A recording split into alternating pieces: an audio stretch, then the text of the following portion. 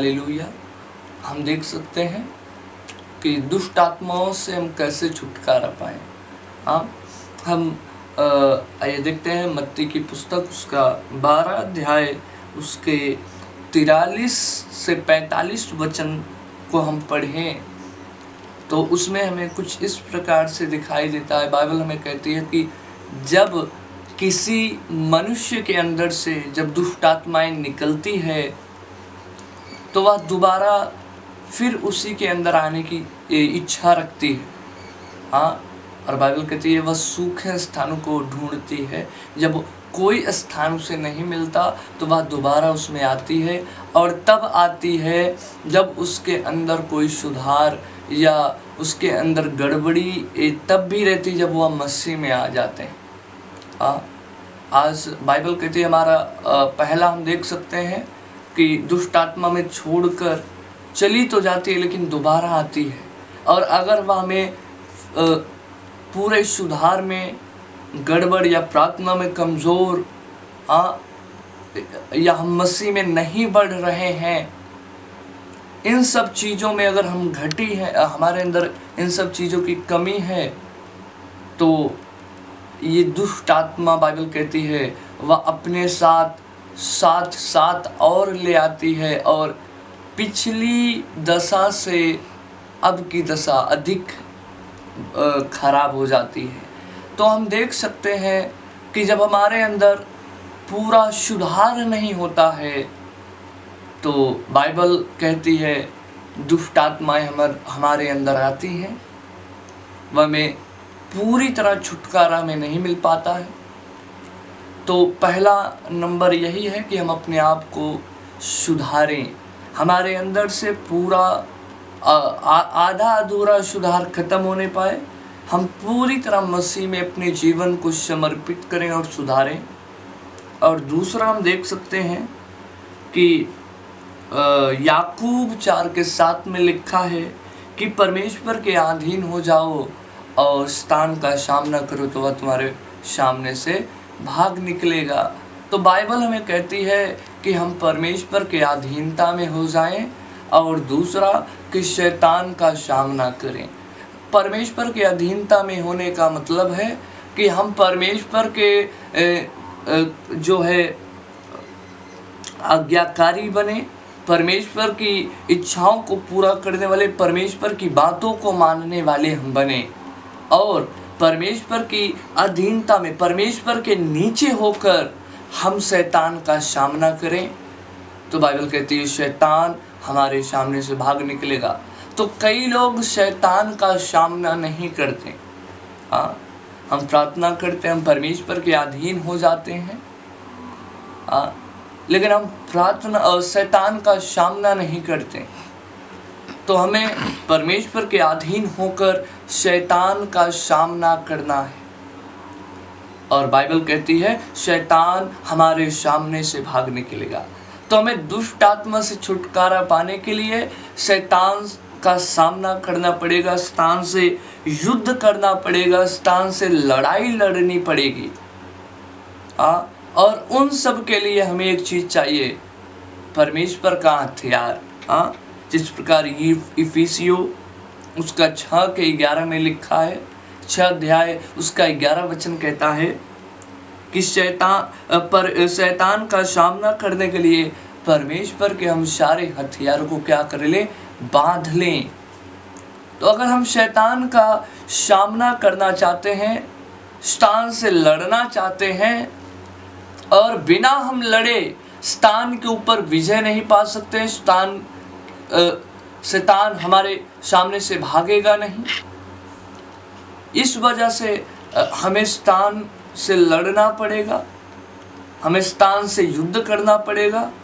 और बाइबल बताती है कि हमारा युद्ध किसी मनुष्य के साथ नहीं, किसी लहू मांस के साथ नहीं है, परंतु आकाश में रहने वाले इन दुष्ट आत्माओं से है, शैतान से है। और इससे लड़ने के लिए हमें हथियार की ज़रूरत है। हालेलुया।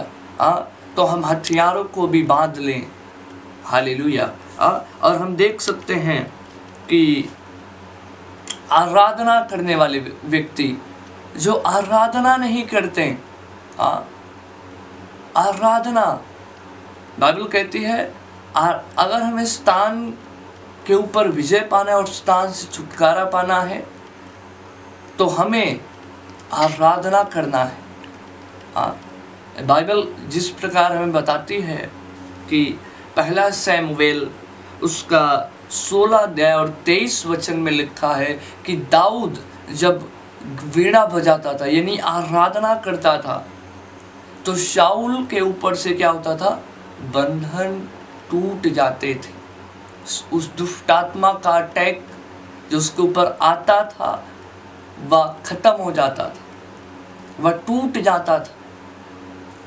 तो आराधना हमें हमारे ऊपर से दुष्ट आत्मा के कार्यों को, दुष्ट आत्मा के शक्तियों को कमज़ोर करता है, तोड़ता है। तो हम आराधना करें, हमारे जीवन में भी, हमारे जीवन में आराधना होना चाहिए। हम कितने आप लिख सकते हैं कि दुष्ट आत्मा कब हमारे जीवन में काम करती है, जब हमारे अंदर अधूरा सुधार होता है। पूरी तरह हम नहीं सुधरे रहते मसीह में, आधे बिगड़े हैं, आधे सुधरे हैं, आधा इधर के हैं, आधा उधर के हैं। तो हम दोनों तरफ से कभी छुटकारा नहीं पा सकते। जिस प्रकार बाइबल कहती अंधकार और ज्योति का क्या मेल है,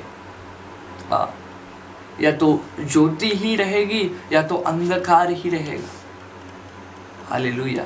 तो हम पूरी तरह अपने आप को सुधारें और हम परमेश्वर के, दूसरा नंबर है हम परमेश्वर के अधीन बने और शैतान का सामना करें। और शैतान का सामना करने के लिए तीसरा नंबर है कि हम परमेश्वर के हथियारों को बांध लें। और चौथा नंबर है कि हम आराधना करें, हम परमेश्वर की स्तुति करें, उसकी महिमा करें, उसकी आराधना करें। हालेलुया। और आगे हम देख सकते हैं कि और दुष्ट आत्मा से में छुटकारा पाने के लिए 5वां नंबर बाइबल कहती है, पहला कुरिन्थियों 6 अध्याय उसका 19 का 20 वचन, 19 और 20 वचन अगर हम पढ़ें तो उसमें लिखा है कि अपने शरीर को परमेश्वर के कामों के लिए और उसकी महिमा के लिए दे दें। हालेलुया। जब हम अपने शरीर को परमेश्वर के कामों के लिए, परमेश्वर की महिमा के लिए लगाते हैं तो हम दुष्ट आत्माओं से छूट जाते हैं, हम दुष्ट आत्माओं से आज़ाद हो जाते हैं। क्योंकि हम अपने शरीर को अभी तक शैतान के ही कामों के लिए, पाप में, शारीरिक अभिलाषाओं में अपने शरीर को लगाते थे, संसारिक कामों में लगाते थे। लेकिन अब जब हम परमेश्वर में हैं, मसीह में हैं, और जब हम अपने शरीर को परमेश्वर के कामों के लिए और उसकी महिमा के लिए लगाएंगे तो हम आज़ाद हो जाएंगे, हम इस दुष्टात्मा की शक्तियों से छूट जाएंगे। और बाइबल हमें कहती है कि हमारी देह पवित्र आत्मा की मंदिर है। तो हम अपने शरीर को परमेश्वर के कामों के लिए लगाएं और हम ये घोषणा करें शैतान से छुटकारा पाने के लिए कि हमारी जो मेरी देह है ये पवित्र आत्मा की मंदिर है और वह मुझ में बसा हुआ है। हम ये घोषणा करें। और यह पहला कुरिन्थियों उसका 6 अध्याय 19 वचन में लिखा है। हम इस बात की घोषणा जरूर करें कि मेरी देह पवित्र आत्मा की मंदिर है और वह मुझ में, यानी पवित्र आत्मा मुझ में बसा हुआ है। और अपने आप को परमेश्वर के अधीन करते जाएं, परमेश्वर के कामों के लिए समर्पित करते जाएं, उसकी आराधना करते जाएं।